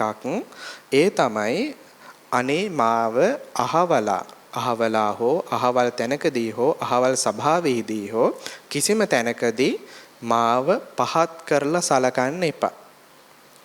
ඒ කියන්නේ Tamanට කවුරු හරි නිନ୍ଦා අපහාස කරනවාට තියෙන බිය තමයි එන්නේ. අනවඤ්ඤත්ති පටිසංයුත්ත කියලා කියන්නේ Tamanට කිසි කෙනෙක් නිග්‍රහ නොකරේවා කියලා පහළවන්නා වූ සිතුවිලි. දැන් අපේ හිතවල තියෙනවානේ මාන්නය. මම අහවලා මම මෙහෙමයි මේ හාමුදුරුවෝ මෙහෙමයි මේ තැන්වල මෙහෙමයි කියලා අපි මවාගත්ත රූපයක් තියෙනවානේ. මෙන්න මේ රූපය හානි වෙනවට මේ රූපය කෙලසෙනවට කැමැති නැති ස්වභාවය තමයි අනවඤ්ඤත්ති පටිසංයුක්ත කියලා කියන්නේ. ඒ කියන්නේ යා කැමැති නැහැ Tamanට කිසි කෙනෙක් චෝදනා කරනවාට. Tamanට කිසි කෙනෙක් අවමන් කරනවාට. Tamanට කිසි කෙනෙක් බනිනවාට කැමති නැහැ. මෙන්න මේ සිතුවිලි පහළ වෙනවා. භාවනා කරගෙන ඉස්සරහට යනකොට අර කියන ඕලාරික උපක්ඛිලේසත් ප්‍රහාණය වුණාම ඊට පස්සේ මජ්ක්‍ධිම සහගත උපක්ඛිලේසත් යටපත් කරගත්තාම ඊට පස්සේ ඔය කියන සුකුම සහගත උපක්ඛිලේස විදිහට මෙන්න මේ අනවඤ්ඤත්ති පටිසංයුත්ත විතර්කයන් හට ගන්න පටන් ගන්නවා. මේක ගොඩාක් අයට කියන හැමෝටම එනවා. එන්නේ නැති කෙනෙක් නෑ. ඒ නිසාම තමයි පැවිදි වෙනකොට අපිට කියා දෙන්නේ අර පාපිස දාන්න පාපිසක් වගේ කිසිම මානයක් නැතුව ඉන්න කියන කාරණේ. හැමෝම තමන්ගේ පාද පීදානවනේ පාපිස්සේ. හොඳ අයත් පීදානවා, නරක අයත් පීදානවා, වැඩිමහල් අයත් පීදානවා, බාල අයත් පීදානවා. ඉතින් ඒ වුණත් පාපීසට කිසිම තරහවක්, ක්‍රෝධයක්, වෛරයක් හිතේ නැහැනේ. අන්නේ මට්ටමන හිත පවත්වා ගන්න කියන්නේ ඒක. භික්ෂුන් වහන්සේ නමක් වුණාම ඉහළ පැලැන්ති අයත් ආශ්‍රය කරනවා. මධ්‍යම පැලැන්ති අයත් ආශ්‍රය කරනවා. ඒ වගේම ඊටාම පල්ලෙහා අයත් ආශ්‍රය කරනවා. සමහරක් වෙලාවට මද්ද්‍රව්‍යකාරයෝ ඒ වගේ කට්ටියත් ආශ්‍රය කරනවා. නැතුව නෙමෙයි දැන් භාවනා වැඩසටහන් වලට එහෙම ගියාම මේ තියෙන කන්ද කාඩුවේ පුනරුත්ථාපන කඳවුරවල එහෙම ඉන්නේ තනිකර. ඒ කට්ටියට පව අපි ආශ්‍රය කරනවා. එතකොට ඒ ආශ්‍රය කිරීමේදී අපි මාන්නය තියාගෙන හිටියොත් අපිට ඒ වගේ තැන් වලට ගිහිලා වැඩසටහනක් කරන්න හම්බෙන්නේ නැහැ. එතකොට ඒකට මනස පිරිසුදුව තියෙන්න ඕනේ. ඉතින් ඔය කියන මානය තමයි අනවඤ්ඤාති පරිසින් සංයුක්ත විතර්කයේ විදිහට අපිට එන්න පටන් ගන්න. ඉතින් මේවා සියුම් තැන් ඇත්තටම අරහත් වේදී තමයි ඒවා මානය කියන උද්දම්භාගිය සංයෝජනය. මේවා දුර වෙන්නේ එකපාරට දුර වෙන්නේ නැහැ. පළවෙනි පියවරේදීම අවසානයේදී තමයි රූප රාග අරූප රාග යනාදී මේවා ප්‍රහාණය වෙන පටන් ගන්නෙ. ඉතින් ඔය කියන විදිහට අනවඤ්ඤාති පරසංයුක්ත විතර්ක අපිට එන්න පටන් ගන්නවා ඥාති ජනපද ඒවත් එක්කම. ඊට පස්සේ ලෞතර බුදුරජාණන් වහන්සේ දේශනා කරනවා මේ උත්සාහයෙන් වීරයවන්ත භාවනා කරන්නා වූ භික්ෂුව එහෙමත් නැතිනම් නොනැති භික්ෂුව දබ්බජාති කියන්නේ නොනැති භික්ෂුව මේවත් ප්‍රහාණය කරගත්තෙන් පස්සේ කොහොම හරි අවසානයේ දෙයට ඉතුරු වෙන්නේ ධම්ම විතක්කාව සිස්සanti. කියන්නේ ධර්ම විතර්කයව පමණයි ඉතුරු වෙන්නේ අවසානයේදී. ඕලාරික උපක්ලේශ අයින් කරගත්තා, මජ්ක්‍ධිම උපක්ලේශ අයින් කරගත්තා, සුගම සහගත උපක්ලේශ අයින් කරගත්තා. දැන් එයාගේ හිතේ තියෙන ධම්ම විතක්ක. මොකද්ද මේ ධම්ම විතක්ක? ධම්ම විතක්ක කියලා කියන්නේ මේ භාවනා මාර්ගයේදී ධර්මයේ වැඩිීමේදී අපිට පහළවන්නා වූ දසවිධ විපස්සනා උපක්ලේශය. මේ දසවිධ විපස්සනා උපක්ලේශයන් එන්නේ නැහැ දුස්සීල කෙනාට. මේ විපස්සනා උපක්ලේශයන් එන්නේ නැහැ සිල්වත් වුණත් භාවනා නොකරන කෙනාට. මේ උපක්ලේශයන් එන්නේ නැහැ මාර්ගඵල ලැබපු කෙනාට. මේක එන්නෙම සිල්වත් ඒ වගේම භාවනා කරන නමුත් මාර්ගඵල නොලැබපු කෙනාට තමයි මේ උපක්ලේශ ටික එන්නේ. මොනවද ඒවා? ඒවා අපි හොඳට දැනගන්න ඕනේ. මොකද මේවා අපි දැනගත යුතු කාරණා භාවනා මාර්ගයේ ආධ්‍යාත්මික මාර්ගයේ ඉදිරියට යනකොට. ඒ දසවිධ උපක්ලේශ පිළිබඳ සඳහන් වෙනවා. ඕභාසෝ පීති පස්සද්දී අදිමොක්කෝච පග්ගහෝ සුඛං ඥාන මුපට්ඨාන මුපෙක්ඛාච නිකාන්තිච කියලා ආකාර 10 මතක් කරනවා. පළවෙනි එක තමයි ඕභාසය. අපි දැන් ඔය කියන විදිහට සීලොම උපක්ලේශයන් අයින් කරලා දාලා හොඳට භාවනා කර ඉන්නකොට මහත් වූ ආලෝකයක් හට ගන්න පටන් ගන්නවා. ආලෝකයක් හට ගන්නවා අපිට මහ දවල් වගේ පේන්නත් පටන් ගන්නවා. නමුත් මහරය විපස්සනා ආලෝකය. භාවනාවෙන් ඒක ධානාලෝකෙනොත් සිද්ධ වෙනවා. විපස්සනාවෙන් සිද්ධ වෙන අධිචිත්ත කියන්නේම සමත විපස්සනා දෙකටම. අධිචිත්ත මනියුත්ත භික්ෂුව කියලා කියන්නේ සමත විපස්සනාවන් වඩන්නා වූ භික්ෂුව කියන කාරණය. එතකොට මේ භික්ෂුවට එහෙම නැතිනම් යෝගාවචරයට මෙයා ගිහි වෙන්නත් පුළුවන්, පැවිදි වෙන්නත් පුළුවන්. පැවිදි වෙන්න කියලා අනිවාර්ය නෑ. ගිහි කෙනෙක් හෝ පැවිදි කෙනෙක් යෝගාවචරයක් විදිහට භාවනා වඩනකොට උපක්ලේශයේ විදිහට පළවෙනියට එන්නේ ඕභාසය ආලෝකය. සමහරක් කෙනෙක්ට තමන් ඉන්න කාමරේම ආලෝකමත් වෙලා පේනවා. සමහරක් කෙනෙක්ට තමන් ඉන්න භූමියම ආලෝකමත් වෙලා මහ දවල් වගේ පේන්න පටන් ගන්නවා. හැබැයි රැ. අහලා තියෙනව නේද මේ අනාථපිණ්ඩික සිටුතුමාට වෙච්ච කතාව? බුදුරජාණන් වහන්සේ ගැන අහලා මහත් වූ ආලෝකයක් ඇති වුණානේ. ඌ උපක්ලේශ තමයි කෙලීම. ඒ චිත්ත ප්‍රීතියෙන් හට ගන්න ඒවා. හැබැයි ඒක අල්ලගත්තොත් ඉස්සරහට යන්න බෑ. නමුත් අනාථපිණ්ඩික සිටුතුමා ඒක අල්ලගත්තේ නෑනේ. ඉස්සරහට ගියානේ. ඉතින් ඒ වගේ සමහරක් කෙනෙක්ට මේ යොදුන් දහස් ගණන් පහළ වෙනා මේ ආලෝකය. අපේ බෝසතාණන් වහන්සේ බුද්ධත්වයට පත් වෙනකොට දසදහසක් ලෝකෙම ආලෝකය ඇති වුණා. ඒ මහ බෝසතාණන් වහන්සේට පේන්න පටන් ගන්නවා දසදහසක් ලෝක ධාතුම ආලෝකමත් වෙලා. හැබැයි අපිට පේන්නේ බුද්ධත්වයට පත් වෙන අවස්ථාව නෙමෙයි මේ කියන්නේ. බුදු වෙන්න යන පාරේදී මේ උපක්ඛලේශ හට ගන්නකොට බුදුරජාණන් වහන්සේට මේ දසදහසක් මේ සක්වලම මේ ඕභාසය පැතිරිලා ගියා, ආලෝකය පැතිරිලා ගියා. එතකොට මේක කොහොමද උපක්ඛලේශයක් වෙන්නේ? මේක උපක්ඛලේශයක් වෙන්නේ මේක තමයි මම බලාපොරොත්තු වුනේ. මේ වගේ ආලෝකයක් තමයි මම බලාපොරොත්තු වුනේ කියලා ඒ ආලෝකය අල්ලගත්තොත්, ඒක ග්‍රහණය කරගත්තොත් අන්න ඒක උපක්ඛලේශයක් වෙනවා. නැත්තම් ආලෝකයේ පහළ වෙච්ච ඵලියට මේක උපක්ඛලේශයක් වෙන්නේ නැහැ. ඒ කාරණේ තේරුම් ගන්න ඕනේ. මේ මම භාවනා කරේ මේ වගේ ආලෝකයක් ලබා ගන්න. දැන් මට රැයට වුණත් ඕන ගමනක් යන්න පුළුවන් මේක තියෙනවා. ඒ වගේ අල්ලගත්තොත් මොකද වෙන්නේ? එතකොට භාවනාවේ ඉදිරියට යෑමක් සිද්ධ වෙන්නේ නැහැ.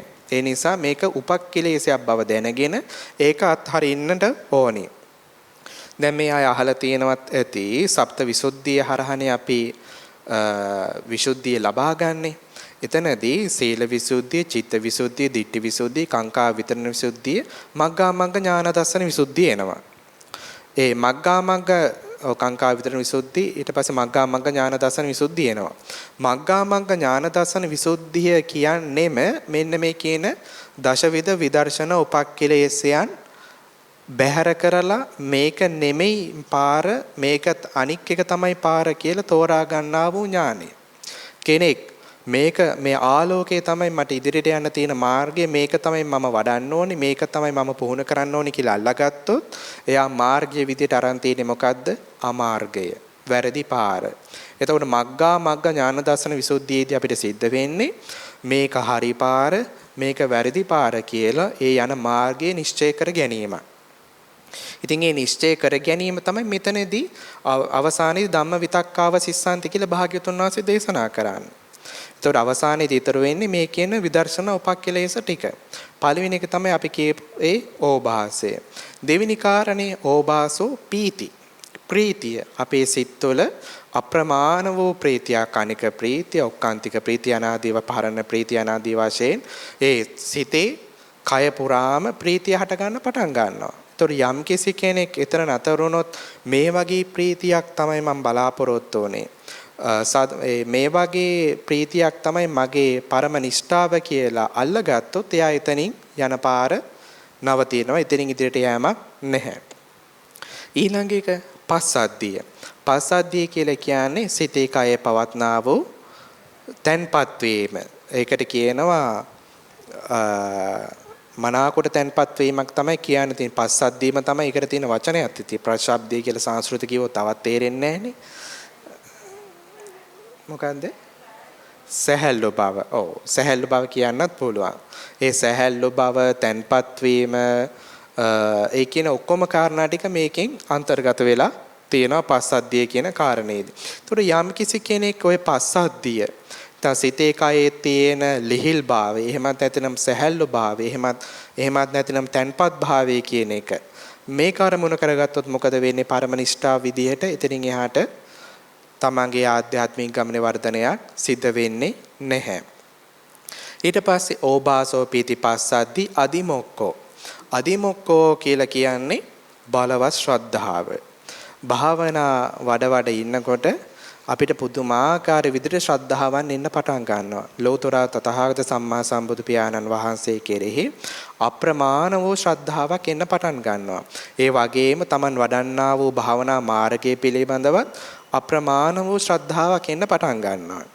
ඒ අප්‍රමාණ වූ ශ්‍රද්ධාවක් ආවයින් පස්සේ එයා එතනින් නැගිටලා ගිහිල්ලා සම්පූර්ණයෙන්ම ආමිස පැත්තට නඹුරු වුණොත් මොකද වෙන්නේ? ඒ ශ්‍රද්ධාව නිසා දකෝපක්ඛලේශයන්නේ සම්පූර්ණයෙන්ම බණ භාවනාවන් නවත්තලා දාලා මුළුමනින්ම ආමිස පැත්තට නැඹුරු වෙනවා. මල් පහන් පූජා කරන්න පටන් ගන්නවා, නොයෙකුත් පූජාවන් තියන්න පටන් ගන්නවා. හැබැයි භාවනා කරන්නේ අරව කරන්න ඕනි. නොකරනවා නෙවෙයි, ශ්‍රද්ධාව එපැයි. සද්ධා ඉන්ද්‍රි, සද්ධා බල මේව ඕනි. මේව නැහැ කියනව නෙමෙයි. නමුත් අර භාවනා මාර්ගයේදී ඉස්සරහට යනකොට මේවා පොඩි දේවල්. මේ පොඩි දේවල් වලට ආපහු වෙන්නේ නැහැ. ආපහු වෙන්නේ නැහැ කියන්නේ භාවනාව තුලදී එන්නේ. ආපහු ගිහිල්ලා අපි මේ පින්කම් කරනවා, මල් පහන් පූජා ඒවා සිද්ධ වෙන්න ඕනේ. මහරහතන් වහන්සේලාත් කරනවා. එහෙම කරන්නේ නැතිනම් වෙන මොකක් හරි ප්‍රශ්නයක්. ඒක කරන්න ඕනි. හැබැයි අර කියන විදිහට භාවනාව නවත්තලා ඒ භාවනා සම්පූර්ණයෙන්ම අඩාල කරලා දාලා මේ වගේ තැනකට ගියොත් මොකද වෙන්නේ අපිට? සම්පූර්ණයෙන්ම ආමිස පැත්තට නතර වුණොත් ඒ පැත්තේ ඉදිරියට යෑමක් සිද්ධ වෙන්නේ නැහනේ.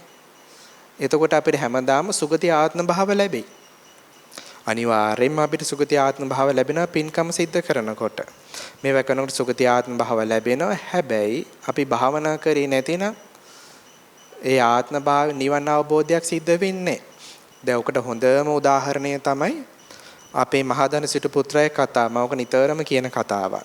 මහදන සිටු පුත්‍රයා දිහා බලලා බුදුරජාන් වහන්සේ දේශනා කළේ මෙයා පොඩි කාලේ පැවිදි වුණා නම් රහත් වෙනවා. මෙයා මැදි වයසේදී පැවිදි වුණා නම් අනාගාමී වෙනවා. අවසාන කාලයේදී පැවිදි වුණා නම් සකදාගාමී වෙනවා කියලා. හැබැයි වයස් 3 වයසෙන් එක කාලයකදීවත් පැවිදි වුණේ නැහැ. දැන් බුදුරජාණන් වහන්සේලාගේ වචන වර්ධිනවද කවදාවත්? නෑනේ.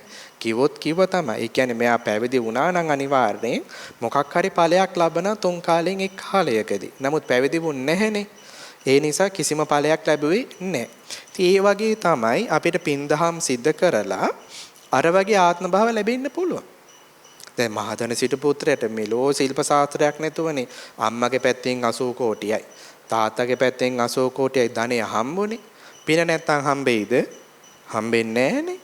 ඒ නිසා මේ කියන විදිහට අපිටත් නොයේකුත් වස්තු භෝග ධන ධාන්‍ය භවභෝග සැප සම්පත් ඊට කඩන් වතු පිටි හම්බෙනවා.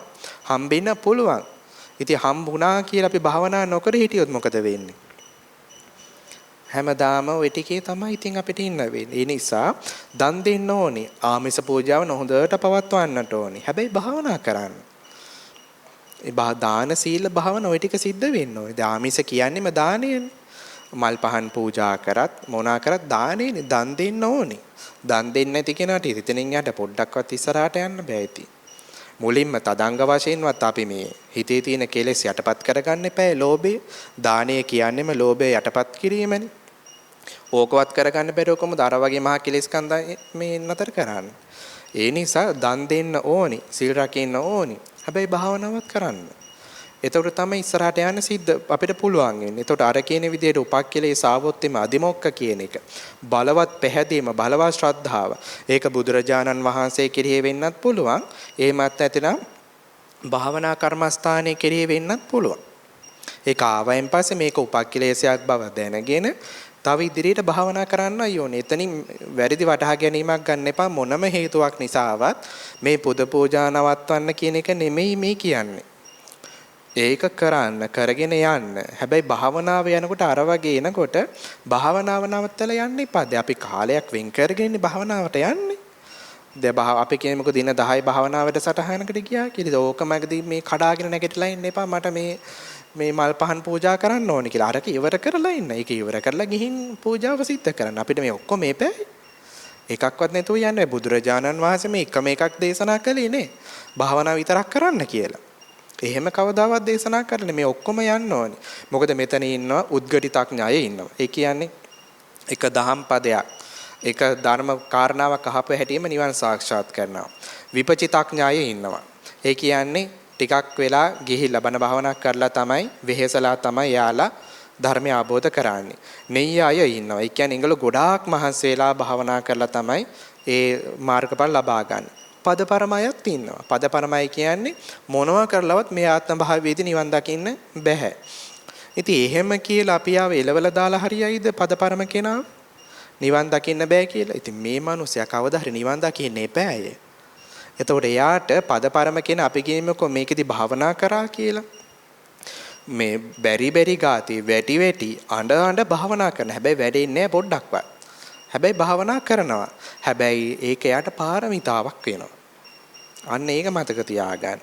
බැරි ගාතේ හරි අපහසුකම් තියෙද්දි හරි නොයෙකුත් අමාරුකම් තියෙද්දි හරි අපි භාවනා කරොත් මේවා අපිට පාරමිතා ධර්ම බවට පත් වෙනවා. તો අපි අතීතේ පාරමිතා පුරලා ඒ කුසල කර්මයන් සිද්ධ කරලා තිබ්බොත් තමයි ත්‍රි හේතුක ප්‍රතිසන්දි ආදී දේවල් අපිට ලැබෙන්නේ. ඒව ලැබුණොත් තමයි ඉස්සරහට යන්න පුළුවන්. ඒ නිසා මේව හැම එකක්ම එකකට එකක් සම්බන්ධයි. මේ කෑල්ල කපන්න ඕනි, මේ කෑල්ල ඕනේ, මේක විතරක් තිබ්බහම ඇති මේක විතරක් මට ඇති කියලා අදාළ නැහැ. ඒක ඒ පුද්ගලයාට සාධාරණ වෙන්න පුළුවන්. හැබැයි මුළු බුද්ධ ශාසනයට සාධාරණ නැහැ. කෙනෙක් ඉන්නවා සමතේ පූර්වාංගමේලා ඉස්සරහට යනවා. තව කෙනෙක් ඉන්නවා විපස්සනා පූර්වාංගම කරගෙන යනවා. තව කෙනෙක් සමත විපස්සනා දෙක යුගනද්ද ක්‍රමයට කරගෙන යනවා. ඉතින් සමත පූර්වාංගම කියනට අපි බලෙන් උස්සලා අරගෙන මේ විපස්සනා ඕකම කරන්න කියලා කිව්වොත් එහෙනම් මොකද වෙන්නේ? ඉතින් කල්ප ගාන පාරමිතා පුරලා තියෙන සමතයට. මෙයාව යව්ව කියලා යන්නේ මතකනේ මේ සාරිපුත්ත ස්වාමීන් වහන්සේ අර ස්වර්ණාකාර පුත්‍රයාට දුන්න කමටහන වැරදිච්ච හැටි. අසුබ කර්මස්ථානීය දුන්නා. හැබැයි මෙයා ආත්ම භාව 500ක්ම රත්තරන් ස්වර්ණාකාර කුලයක. ඒ කියන්නේ රත්තරන් බඩු හදන කුලයක තමයි උපදිලා තියෙන්නේ. ඉතින් රත්තරන් බඩු හදන අයගේ නිතරම ලස්සන දේවල් නිර්මාණය කරන්නේ. නිතරම ලස්සන දේවල් නිර්මාණය කරපු නිසාම මෙයාගේ හිත ලස්සන දේවල් වලට තමයි ඇලෙන්නේ. ඉතින් අර දෙතිස් කොනපේ අත්තිමස්මින් කායි කේසාලෝම ගියව මෙයාට හරියන්නේ නැහැ. ඉතින් හරියන්නේම නැහැ. ඉතින් ඔය කොනපේ මොකටයි බලන්නේ? නොබල හිටියා නම් ඉවරයිනේ කියලා තමයි කල්පනා වෙන්නේ. ඉතින් ඒ වගේ කෙනෙක්ට ඒ වගේ තල්ලුවක් දීලා හරියන්නේ නැහැ. එයාට බුදුරජාණන් වහන්සේ හිටපු හින්දා හොඳයි. හිටියේ නැත්තම් අදටත් අසරණයිනේ. සාරිපුත්ත ස්වාමීන් වහන්සේට වැඩේ කරගන්න බැරි වුණා කියන ඉතින් අනිත් මේ අය ගැන අහන්න දෙයක් නැහැ නේද? ඉතින් ඒ වගේ මේ හැම කාරණයක්ම අපිට වැදගත් වෙනවා. ඒ නිසා අපිට උපකාරී වෙන්නේ මොකද්ද කියන එක අපේ අවතුම් පැවතුම් වලින් අපේ සාංශාරික නැමියාව තුළින් කරලා බලන්න ඕනේ. සමහරකෙන්ට මේ ආත්ම භාවයේදී විහිං හදාගත්ත පුරුද්දක් වෙන්න පුළුවන්. අපි කියමු කියා හොඳට බණ භාවනා කරපු කෙනෙක් අතීත කාලයේදී හැබැයි දැන් එයා වර්තමානයේදී පුද පූජා වලට විතරක් සීමා වෙලා ඉන්නවා. ඒතකොට පොඩ්ඩක් යාව කොනිත්තලා බලනවා මේ හිංසා කරලා බලනවා මේ ඕක හරියන්නේ පොඩ්ඩක් භාවනා කරන්න කියලා පොඩ්ඩක් පවුරු ගන්නවා. එතකොට පවුරු දෙතුන් වතාවක් පවුරු ගන්නකොට එයා ඒක කඩාගෙන හදාගෙන යනවනම් එහෙනම් අන්න හරිය පාරට වැන්නා. නැත්නම් සමහරක් අය ඉන්නවා එයාලා දිගටම පුද පූජා කරමින් ආපු අය මේ සංසාර ගමන. ඉතින් යාලට පහුරු ගෑව කියලා කිනිත්තුවා කියලා මේ අපහාස කරා කියලා මොනම හේතුවක් නිසාවත් යාලා පුද පූජා නවත්තන්නේ. ඒක කරගෙන යනවා. එතකොට එහෙම Taman දැනගන්න ඕනේ Tamanගේ සිතවිලි වල නැමියාව තියෙන්නේ මොන පැත්තරද කියන එක. ඒක හැබැයි මේ නැමියාව අවසානයේ මේ කෙලවර වෙන්න ඕනේ නිවනේ. නිවනට මෙහා මොන හරි තියෙනවනේ ඒක වැරද්දක්. ඒකයි මොන පැත්තෙන් ගියත් ඒක වැරදි. නිවනට මෙහා වෙන මොකක් හරි නිෂ්ඨාවක් තියෙනවනම් අන්න පාර වරද්දගෙන ඒක හොඳට තේරුම් ගන්න. හැබැයි මොන පින්කම කරලා හරි අවසානයේදී නිවන නම් එතන අරමුණු වෙලා තියෙන්නේ ප්‍රශ්නයක් නැහැ. වළක්වන්නත් බෑ අපිට. වැළක්වුවොත් එහෙම අර යන්න තියෙන පාර වෙනස් කිරීම. එහෙම වෙනස් කළොත් එහෙම අර ඒ මනුස්සයාට නිවන කොහෙත්ම නැති වෙනවා. අර ආමිස පැත්තෙන් ගිහිල්ලා හරි කරලා ගන්න තියෙන එක අපි මේ වෙනම විස බීජයක් මගදී ඔලුවට දාලා ඒ මනුස්සයාගේ ඒ උපාසකයාගේ හෝ උපාසිකාවගේ සංසාර ගමන සම්පූර්ණයෙන්ම අඩාල වෙලා යනවා. දැන් දේවදත්තට එහෙම උනේත් ඒ වගේ කන්නේ. පසේ බුදු වෙන්න ප්‍රණිති තිබ්බා, ප්‍රාර්ථනා තිබ්බා. මොකද්ද කොහින්ද යන රන්තලියක් ඇවිල්ලා කරපු හදියා. බලන්න වැරදිච්ච වැරදිල්ල. රන්තලියක් කියන්නේ මොකද්ද දැම්මේ? මේ පසේ බුදු වෙන පාරමිතා පුරලා තියෙද්දී පාරමිතා උපපාරමිතාත් පුරලා ශරීරාංග දන් දෙමින් මේවා පාරමිතා පුරලා තියෙන්නේ. ඉතින් එහෙම පුරපු කෙනාට අර රන්තලියක් කරපු හදියා. ඒතෙන් පස්සේ දිගටම වෛරක්කාරයෙක් විදිහට නේ ආවේ. එතකොට ඒ වගේ වරදින්න තියෙන අවස්ථා අපිට ඕන තරම් තියෙනවා. මේවා දැනගෙන තමයි අපි ඉස්සරහට යන්න ඕනේ. ඒතර ඔය කියන අදිමොක්ක කියන කාරණාවත් අපි තේරුම් ගන්න ඕනේ මේක මොන ආකාරයෙන් හටගන්නා වූ ශ්‍රද්ධාවක්. මේ ශ්‍රද්ධාව අපේ මගේ නිවන් මඟ අහුරනවද නිවන් මඟට හේතු වෙනවද කියන එක තේරුම් අරගෙන හේතු වෙනවා නම් බාර අරගෙන ඉස්සරහට යනවා. හේතු වෙන්නේ නැත්තම් හරි. ඔයා ඔහොම මේ ඉන්න මම පස්සේ විමර්ශනය කරන්න කියලා පැත්තකින් තියලා ගමන යනවා. ඊට පස්සේ දසවිධෝපක්ඛිලේසනේ අදිමොක්කෝච පග්ගහෝ කියලා කියන්නේ අධික වීරය. භාවනා කරමින් ඉන්නකොට ඒ තමන්ගේ අර කියන ඕබාස පීති පස්සද්ධිය ආදී ඇති වෙනකොට ඒ සමගම හෝ එහා සමගාමීව හෝ මේ දැඩි වීරිය අපේ සිත් තුළ හට ගන්නවා. අධික වීරිය හට ගැනීම නිසා මොකද කරන්නේ?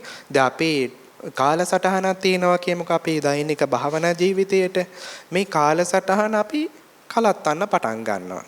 දැන් කලින් දවසට පැය 6ක් භාවනා කරා නම් නෑ මේක නම් හරියන්නේ මේ බුදුරජාන් වහන්සේ දේශනා කළේ හිස ගින ගත්ත කෙනෙක් වගේ වැඩ කරන්න කියලා. ඕක වැඩි කරන පැය 12ට එකපාරට. එතනින් ඉවරයි ඊට පස්සේ. ඊට අධික වේරය දාන්න පටන් ගන්නවා හිත නැමෙන උද්දච්චයට. පග්‍රහය ආව කියලාගෙන අධික වේරය කියන එක. ඒ කියන්නේ හිත උද්දච්චයට නැමෙනවා. අර යන පාර වෙනස් කරගන්න එපා. මේක කර කර ඒ නිසා තමයි කම්මට්ටානාචාරින් වහන්සේ නමක් යටතේම පුරුදු පුහුණු කරන්න කියලා උපදෙස් දෙන්නේ. ළඟ හිටියේ නැති වුණත් කාලෙන් කාලෙට කතා කරලා හරි ස්වාමීන් වහන්සේ මෙහෙමයි දැන් මගේ தත්ත්වය. මේකයි මගේ தත්ත්වය. මට මෙහෙම එකක් සිතුවිල්ලක් කියනවා.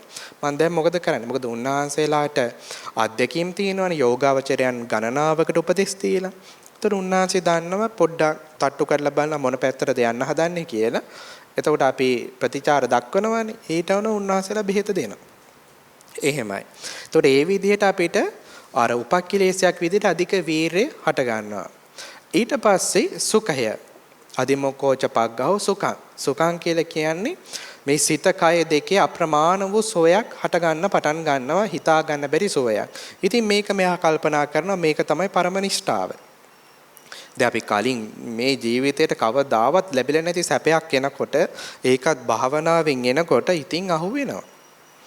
ඕකට අහු වෙනවා හිතනවා දැන් ඉතින් මගේ වැඩ ටික හරි කතං කරණීයං නාපරං ඉත්තත්හායාති කියලා ඕන් ඊට පස්සේ ලේබල් ටිකක් ගහගෙන මේ ඉන්නවා. මම මෙහෙමයි භාවනා කළා මෙන්න මෙහෙම දැන් තියෙනවා. එන්න මම ඊට පස්සේ අනික් අය කමටහන් සුද්ධ කරන්නත් යනවා ඊට පස්සේ.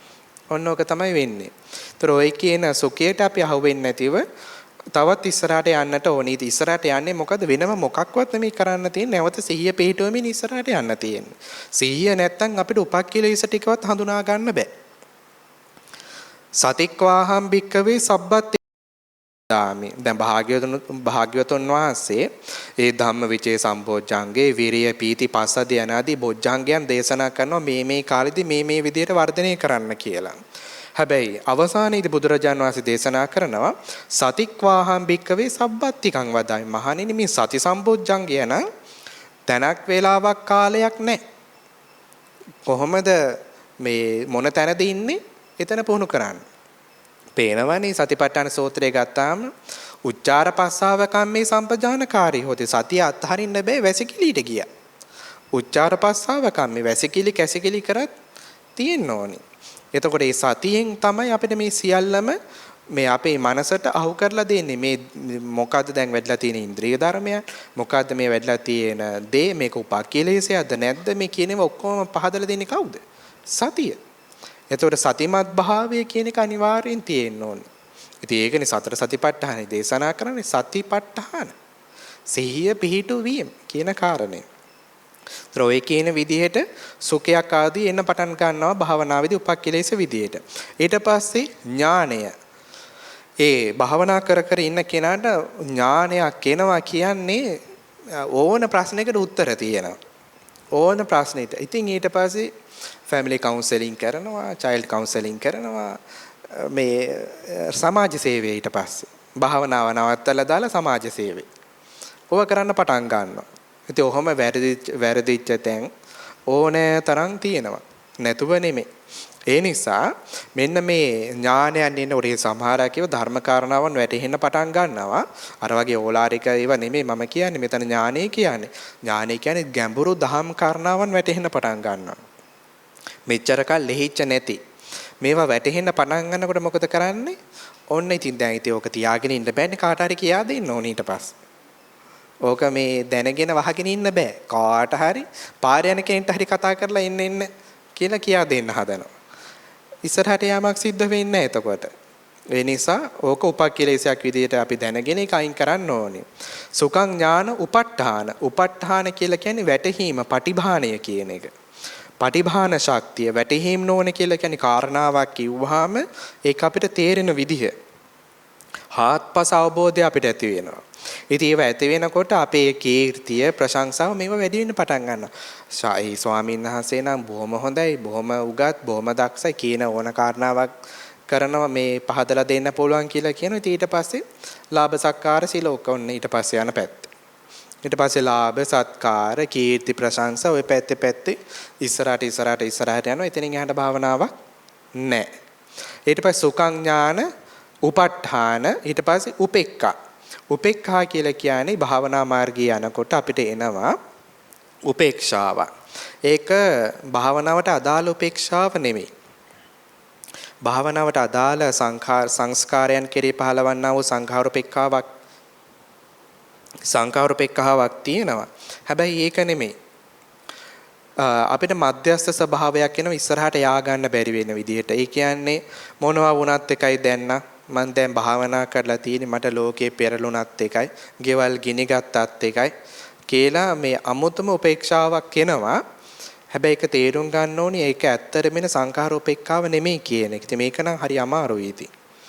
ඒක කරලම තමයි ඒක අමාරුද නැද්ද කියන එකටත් වඩා අපි තේරුම් ගන්න ඒ වගේ උපේක්ෂාවක් ආවහම අපිට කරන්න තියෙන්නේ නැවත නැවතත් කර්මස්ථානයේ වඩන්නමයි. දැන් ඒක උපක්ඛලේශයක් වුණත් එකයි නැතත් එකයි කියලා අපි භාවනාව නවත්තන්න නැතිව ඒ භාවනාව අරමුණ අරගෙන නැවත නැවතත් විදර්ශනා කරමින් අනිත්‍ය දුක්ඛ අනාත්ම ආදී ලක්ෂණත්‍රය බලමින් ඉන්නවා නම් අරක අපිට උපක්ඛලේශයක් වෙන්නේ. ඒක උපක්ඛලේශයක් වෙන්නේ එතනින් නතර වුණොත් භාවනාව නතර කරගත්තොත්. ඒක මාර්ගය කියලා ගත්තොත් එහෙම. ඒක මග්ගාමග්ග ඥාන දර්ශන විසුද්ධියේදී කරන්නේ මොකද්ද? ඒ අමාර්ගයේ බැහැර කරලා මාර්ගය ගන්න එක. ඉතින් මාර්ගය අරන් ඉස්සරහට යන්නත් මොකද්ද තියෙන්නේ? මූල කර්මස්ථානයේ තුල ත්‍රිලක්ෂණය වඩන්නයි තියෙන්නේ. වෙන මොකක්වත් නැහැ. සෝවන් වුණා කියලා සකදාගාමි වෙන මොනවත් කරන්න තියෙනවද? නැහැ. අරකමයි වඩන්න තියෙන්නේ. සකදාගාමි වෙච්ච කෙනා අනාගාමි තත්ත්වයට යනකොට වෙන මොකක්වත් කරන්න තියෙනවද? නැහැ. ඒ කර්මස්ථානයේම අරගෙන නැවත සම්මර්ෂණ ඥාන උපදවමින් ත්‍රිලක්ෂණයට නංවන්න තියෙන්නේ. ධානාගාමි උතුමන් වහන්සේ රහත් වෙනකොටත් ওই ටිකම තමයි. එතකොට අපිට දැනගන්න පුළුවන් මේක උපක්ඛලේශයක් වෙන්නේ භාවනාව නතර කරලා දැම්මොත්.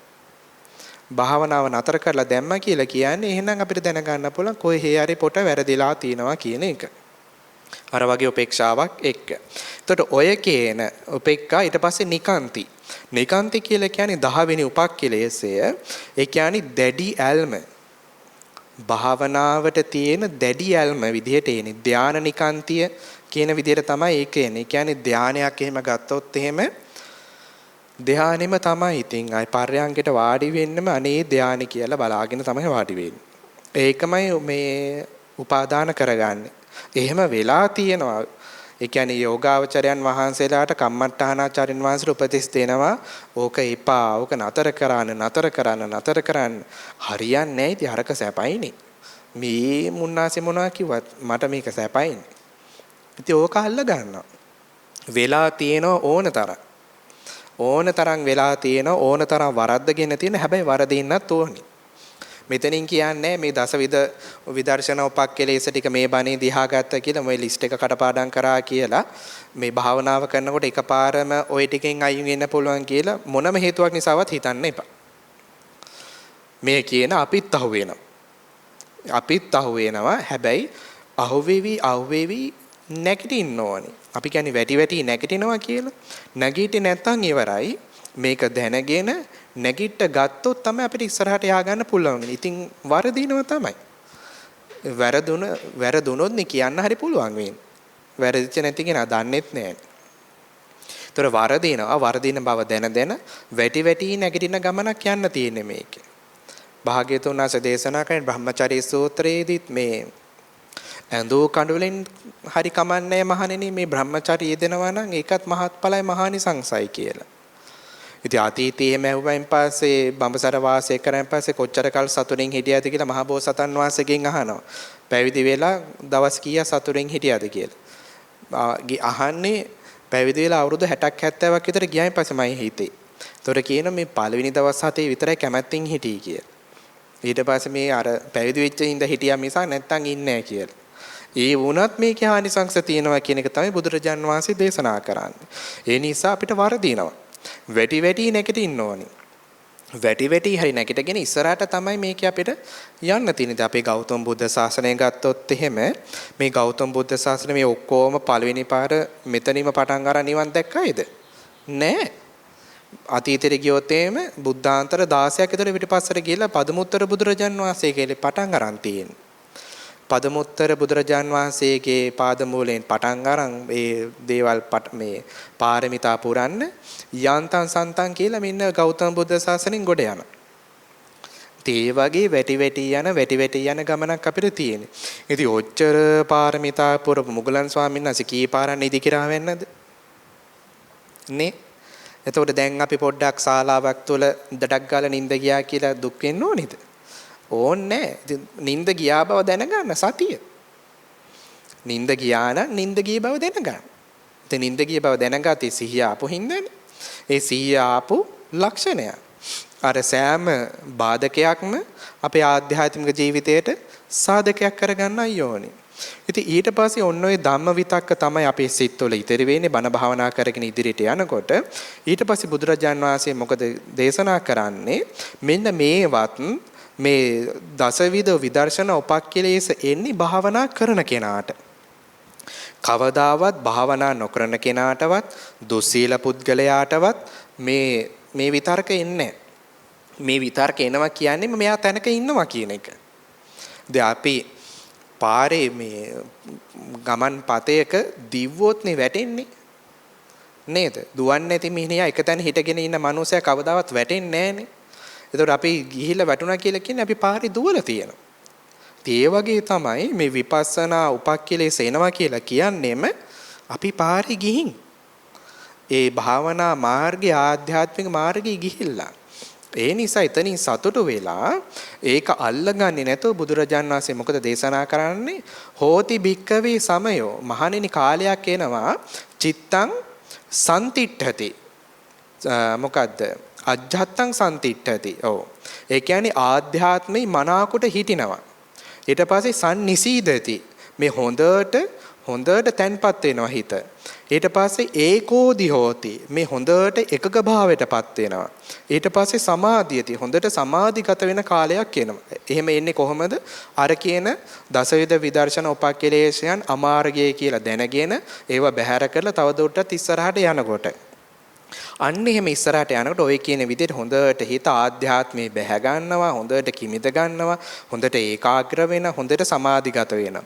ආන් ඊට පස්සේ මේ යෝගාවචරය හිත නමනවා එර්දි විකුර්ණව සඳහා මනෝමීර්ධි නිර්මාණය කරනවා. එක්කෙනෙක් වෙලා 1000ක් වෙනවා, 1000 දෙනෙක් වෙලා එක්කෙනෙක් බටපත් වෙනවා, අහසේ යනවා, පොළවේ කිමිදෙනවා, ඉරහඳ තාරක අත ගන්න පටන් ගන්නවා. මෙන්න ඉර්ධි අනුභව කරන්නේ, ඉර්ධි උපදවා ගන්න පටන් ගන්නවා. ඊට පස්සේ මෙහෙම සිත එකග වුණායින් පස්සේ ඔය ඒ යෝගාවචරය දිබ්බ චක්කු උපදවා ගන්නවා. දිවසින් බලන්න පටන් ගන්නවා. දිබ්බ සෝතය උපදවා ගන්නවා. මේ කියන්නේ දිව්‍යමය කනින් ශබ්ද ශ්‍රවණය කරන්න පටන් ගන්නවා. ඊට පස්සේ පරචිත්ත විඥානන ඥානෙ උපදවා ගන්න. මේ අහවලාගේ සිත මෙහෙමයි, මෙයාගේ සිත මෙහෙමයි, මෙයාගේ සිත මෙහෙමයි කියලා මේව උපදවා ගන්න පටන් ගන්නවා.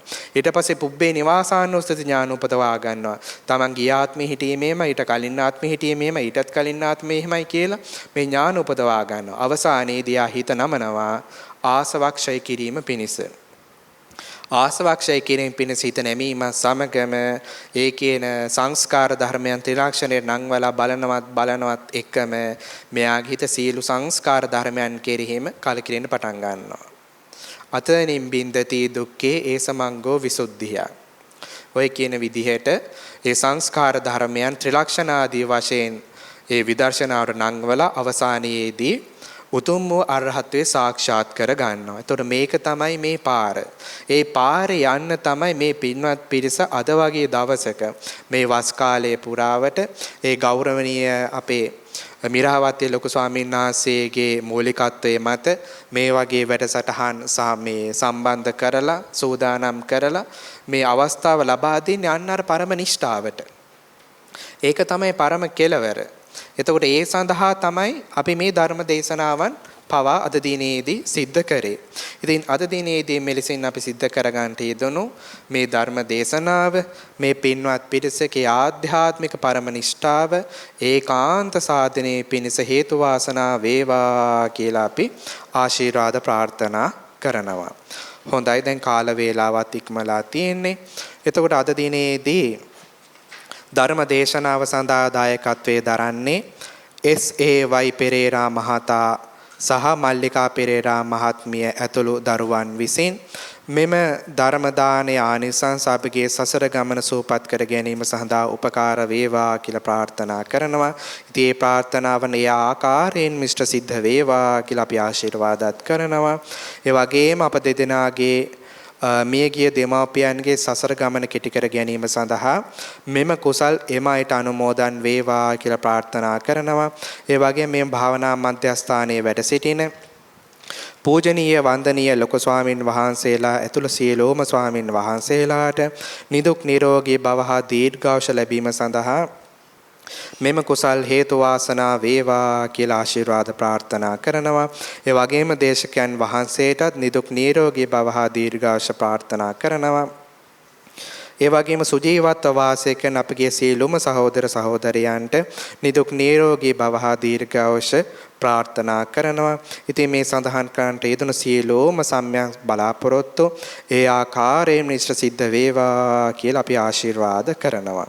හොඳයි එහෙනම් ඒ පිරිකර පූජා කිරීමෙන් ඒ වගේම සදහම් ශ්‍රවණය කිරීමෙන් සදහම් දේශනා කිරීමෙන් සිල් සමාදන් වීමෙන් භාවනා කිරීමෙන් අපි සම්පාදනය කරගන්නට යෙදුණු සියලුම කුසල ශක්තිය දිව්‍ය රාජ මණ්ඩලයේ වැඩ වාසය කරන සියලුම සම්‍යක් දෘෂ්ටික දිව්‍ය දේවතාවන් ඇතුළු අපගේ නමින් මිය පරලොව යන්ට යෙදුණු පින් බලාපොරොත්තු වන්නා වූ සියලුම ඥාති බන්දු වර්ගයාට උතුම් වූ නිවනින් සැනසීම පිණිසම හේතු වාසනා වේවා කියන ප්‍රාර්ථනා පෙරදරි කරගෙන ගාථා සජ්ජායනා කරමින් පින්පෙත් අනුමෝදන් කරමු. මාත් සමගම කියන්න.